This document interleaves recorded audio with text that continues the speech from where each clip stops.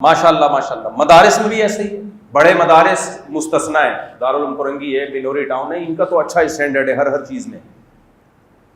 لیکن آپ دیگر بہت سے مدارس، چاہے وہ کراچی میں ہو چاہے وہ کراچی کے باہر ہو، اس میں مدرسے کے ٹیچروں کی تنخواہیں دیکھو. محتمم پیسہ کمائے گا، کروڑوں روپے آ رہے ہیں، ایک اور مدرسے کی زمین خرید لے گا، کم بخت ٹیچروں کی تنخواہیں نہیں بڑھائے گا.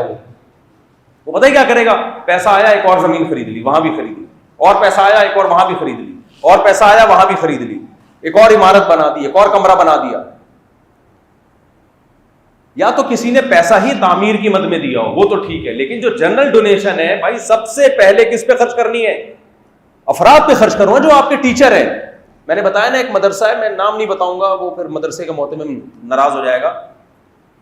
کرنا تو اس نے یہی ہے. ایک استاذ کو، جو پرانا استاذ تھا، تنخواہ اتنی دی ہوئی تھی کہ اس ٹیچر نے مجھے خود بتایا کہ ایک کمرے کا گھر ہے اور ایک واش روم، ایک کمرے کا گھر، ایک واش روم اور ایک کچن. یہ مولانا صاحب ہیں پورے مدرسے سے فارغ، ان کی تنخواہ. اور وہ کہتے ہیں میں ناشتہ نہیں کرتا، قہوہ بنتا ہے، رات کی بچی ہوئی روٹی اپنے بیوی بچوں کے ساتھ اس قہوے میں ڈبو کے ہم کھاتے ہیں.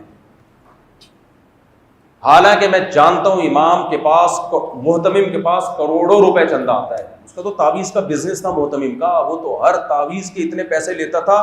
4 شادیاں کر لی تھی اس نے، لینڈ کروزر رکھی ہوئی تھی اس نے، ٹھیک ٹھاک کروڑپتی آدمی.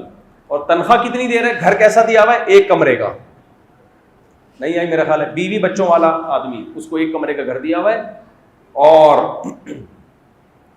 ناشتے میں بیچارہ سوکھی روٹی کھاتا تھا. پھر وہی ہوا کہ وہ چھوڑ چھاڑ کے چلا گیا.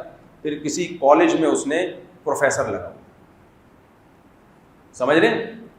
اس نے کہا یار میرا تو گزارا نہیں ہو رہا. اب دین کا وہ چھوڑ چھاڑ کے سارا وہ کہاں چلا گیا؟ کالج میں کیا کہہ رہے ہیں، ایم اے کیا. اس نے کہہ رہے یار جاؤ. ایک اور امام صاحب ہمیں ملے ایبٹ آباد میں، ان کو ایسا نچوڑا ہوا تھا. اس بندے نے بخاری کی، یا تو پوری بخاری پوری سند کے ساتھ یاد تھی، اتنے زبردست عالم تھے وہ. محتمم نے ایسا ترسا کے اس کو پیسے دے رہا تھا نا، بالآخر کہتے ہیں میں نے مدرسہ چھوڑا، اور وہ سارا علم پھر مدرسہ چھوڑ کے کسی اور جگہ ایسے ٹیچنگ کا وہ شعبہ ملتا نہیں ہے، تو انہوں نے بھی بزنس کرنا شروع کیا. وہ جو دین کا علم سارا حاصل کیا تھا وہ سارا کیا ہو گیا؟ ضائع ہی ہو گیا نا. جب آپ بخاری یاد کر رہے ہو، آپ شیخ الحدیث بن رہے ہو اور بھینسوں کا بزنس کر رہے ہو، تو جو پڑھا ہوا تھا وہ تو ضائع ہو گیا نا. کیا خیال ہے؟ تو ضائع کر، بہت سے لوگ ایسے ٹیچر ہیں جن کی صلاحیتیں برباد ہو گئیں. برباد کرنے میں کس کا دخل ہے؟ مدرسے کے محتمم.